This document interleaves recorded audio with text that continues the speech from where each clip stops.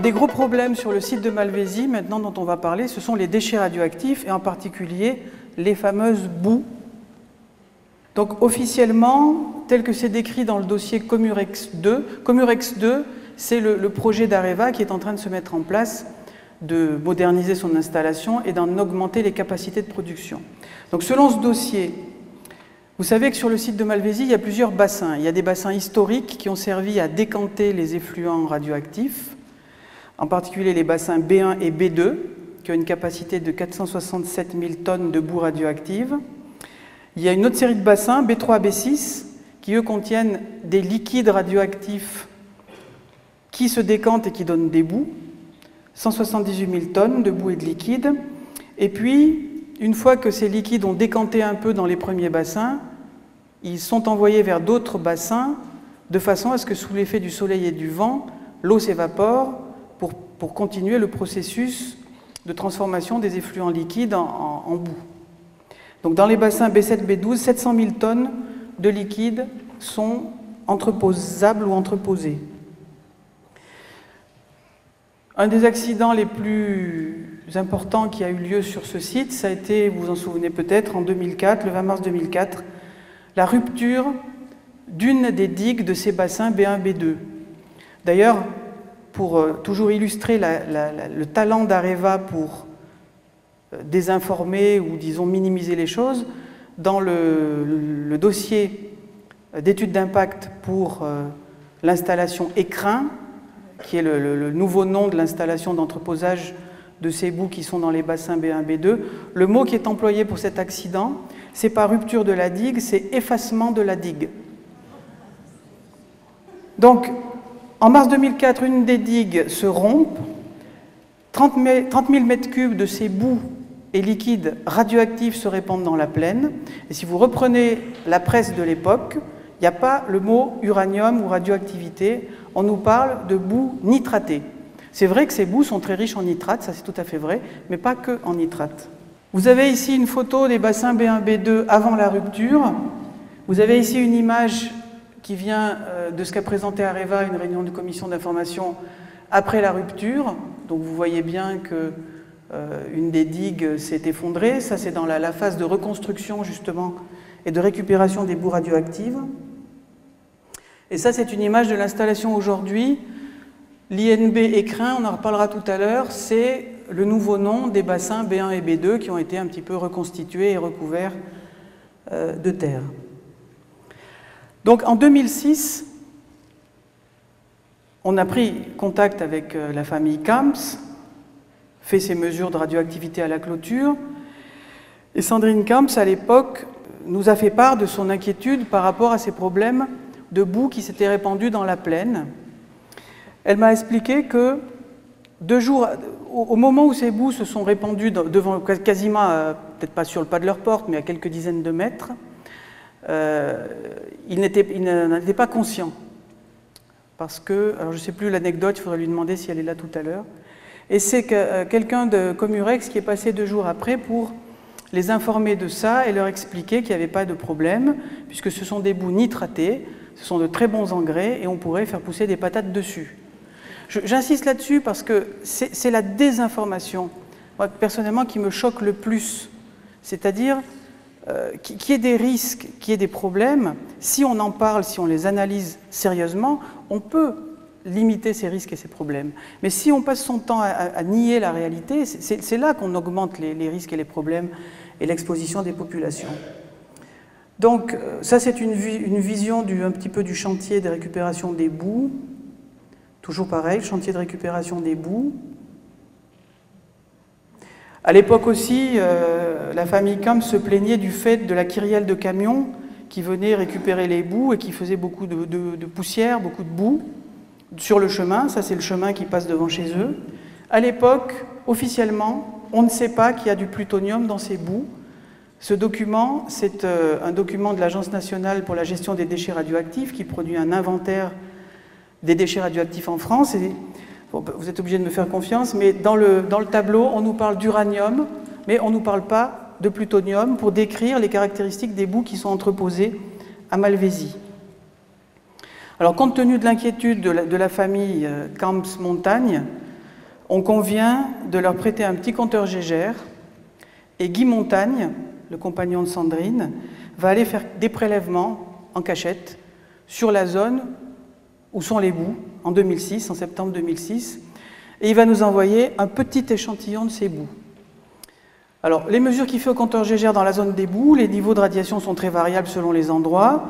Il prend 2 échantillons, un échantillon où le niveau de radiation n'est pas très élevé, et un autre où le niveau de radiation est beaucoup plus important, 32 fois supérieur au niveau naturel. Donc il nous envoie 2 échantillons, P1 et P2. Alors sur la carte, vous avez un petit peu en haut à gauche, avec de la boue, les bassins B1, B2. Et les 2 échantillons P1 et P2 qu'il a prélevés, P2, il est juste au pied de la digue qui avait cédé, et P1, il est un petit peu plus loin, vers le canal du torrent. Donc ces échantillons, quand ils sont arrivés au laboratoire de la CRIRAD, on les a préparés avec beaucoup de précautions, c'est-à-dire que pour l'échantillon le plus radioactif, on a décidé de ne pas le sécher, parce que même si on a des protections respiratoires, du matériel, plus vous manipulez, plus vous augmentez de toute façon les risques pour le personnel. Donc P2, on l'a préparé avec masque respiratoire, mais sans le sécher pour ne pas augmenter les risques de poussière. Et qu'est-ce qu'on a trouvé dedans? Bon, d'abord, ça, c'était pas une surprise, l'uranium. Ça, c'est normal. Enfin, je veux dire, c'est pas étonnant. La période de l'uranium-238, c'est 4,5 milliards d'années. Le niveau naturel, en moyenne sur Terre, c'est 40 becquerels par kilo. Dans cette boue, la boue P2, il y avait 49 000 becquerels par kilo.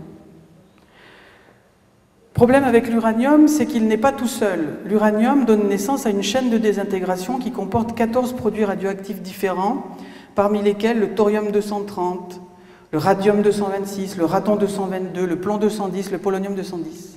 Donc ça, c'est très important de l'avoir en tête.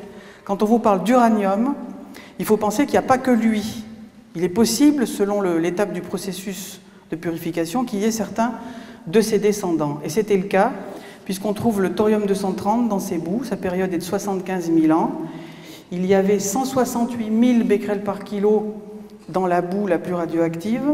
Le thorium-230 est très radiotoxique par inhalation. Il suffit d'en inhaler un seul becquerel, pour atteindre une dose qui est un dixième de la dose maximale annuelle admissible. Autrement dit, 10 becquerels vous font atteindre la dose maximale annuelle admissible. C'est pour dire que ce thorium-230 est très radiotoxique. On y trouve le radium-226, qui est aussi un descendant de l'uranium, à des niveaux qui ne sont pas négligeables, 3300 becquerels par kilo. Ça pose une autre question, c'est que le radium, en se désintégrant, fabrique en permanence un gaz radioactif qui s'appelle le radon, qui est cancérigène, comme toutes les substances radioactives. Mais ça veut dire que travailler sur ce chantier, c'est aussi être exposé alors à des poussières radioactives, bien évidemment, mais en plus à un gaz radioactif qui s'en échappe. Et à l'époque, la concentration de ce gaz n'était pas mesurée, à notre connaissance, sur le chantier. On découvre également dans ces boues du plomb-210, 11 000 becquerels par kilo, plomb-210 qui fabrique le polonium-210, qui est particulièrement radiotoxique par ingestion. Bref, ces boues contiennent tout un cocktail d'éléments radioactifs qu'on s'attendait à trouver, naturels, mais à des concentrations qui sont vraiment très importantes. Et on y découvre en plus l'américium-241, qui est de la famille du plutonium, avec une concentration de 670 becquerels par kilo. Et là, on va découvrir que ces boues, non seulement sont très concentrées en éléments radioactifs, très radiotoxiques, mais naturels, et en plus contiennent du plutonium. Alors ça, c'était évidemment connu de Comurex, c'était connu de certains salariés, mais pas de tous.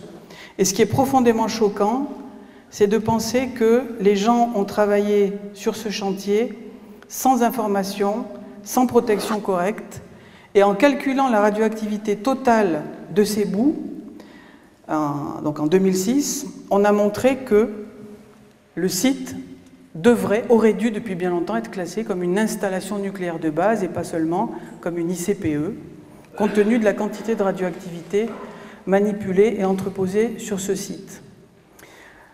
Ces boues posent des problèmes aussi par rapport, mais je l'ai déjà dit, à la durée de vie des substances qui sont là-dessus. On parle de milliers, de milliards d'années. Ces boues posent des problèmes par rapport à la nappe phréatique, puisque les boues qui sont dans les bassins B1, B2, B1, B2, en fait, c'est un massif de stériles, de déchets de l'ancienne mine de soufre. Ce n'est pas du tout une installation fabriquée, conçue pour confiner des déchets radioactifs. C'est en gros un tas de terre, on y a balancé des boues radioactives dedans, et puis aujourd'hui, avec le projet Écrin, Areva a essayé d'améliorer un petit peu la situation, qui s'est un petit peu améliorée. Mais ce n'est pas du tout un site fait pour entreposer des boues qui ont ce niveau de radioactivité. Donc ce que nous avons demandé à l'époque en 2006, au niveau de la réunion de CLIC, c'est que le site soit classé INB et que ces boues soient déplacées sur un site vraiment fait, conçu pour entreposer ce type de déchets radioactifs. La CRIRAD a porté plainte en 2007 au tribunal administratif de Montpellier pour dénoncer cette situation et dénoncer en particulier le fait que sur le plan juridique, il n'y a jamais eu, à l'époque, il n'y avait pas eu d'enquête publique pour autoriser, acter du fait que de telles boues radioactives étaient entreposées, enfin déchargées dans l'environnement du site, dans l'environnement de l'usine. En même temps qu'on lançait cette procédure et qu'on interpellait les autorités, l'administration n'est pas bête, ils ont vite sorti un nouvel arrêté en 2008 et surtout l'ASN a commencé à dire à partir de 2009 qu'effectivement il fallait classer cette installation, en tout cas les bassins, comme installation nucléaire de base. Une enquête publique a donc été mise en place pour ce nouveau projet qui, là encore, il faut reconnaître le talent des services communication d'Areva, ce projet s'appelle Écrin. C'est-à-dire que cet entreposage de boues radioactives, c'est Écrin, qui veut dire entreposage confiné de résidus issus de la conversion. Alors, pour nous, là-dessus, il y a deux victoires. Premièrement, la reconnaissance enfin que c'est quand même vraiment dangereux et que ça mérite d'être appelé une INB. Deuxièmement, que le projet Écrin, c'est bien un entreposage et pas un stockage. Ça veut dire qu'il est bien clair que les déchets ne peuvent pas rester là, même avec les progrès qu'a fait Areva en reconstituant les digues, en mettant un matériau de couverture sur ces boues. Parce que le site n'est pas étanche. Alors, je ne sais pas si vous y voyez quelque chose, c'est une coupe du site. La petite montagne, en fait, c'est la colline artificielle qui contient les boues B1, B2 qui sont en jaune. Vous avez ensuite une nappe perchée qui est dans le massif de boue, et en dessous, il y a la nappe phréatique. Les mesures qu'a fait Areva montrent que cette nappe perchée, évidemment, est contaminée par des nitrates, puisqu'il y en a beaucoup dans ces boues, 129 000 mg par litre, par de l'uranium, 11 500 microgrammes par litre. Si la nappe perchée qui est au contact des boues est contaminée, la nappe qui est en dessous, la nappe phréatique, est évidemment elle aussi contaminée. Et donc, pour empêcher ou limiter la diffusion de cette pollution, Areva a installé une tranchée drainante et en aval, vous voyez, une paroi souterraine, c'est le petit trait rouge, avec un système de pompage qui permet de pomper les eaux et de les renvoyer vers l'usine pour les traiter, pour limiter la diffusion de la radioactivité vers l'environnement. Mais bon, c'est tout à fait anormal qu'une telle quantité de boue aussi radioactive ait été répandue dans l'environnement en 2004, qu'on ait laissé des travailleurs travailler dessus sans masque, et que, même si aujourd'hui ça a un peu progressé, ce n'est pas satisfaisant pour le long terme.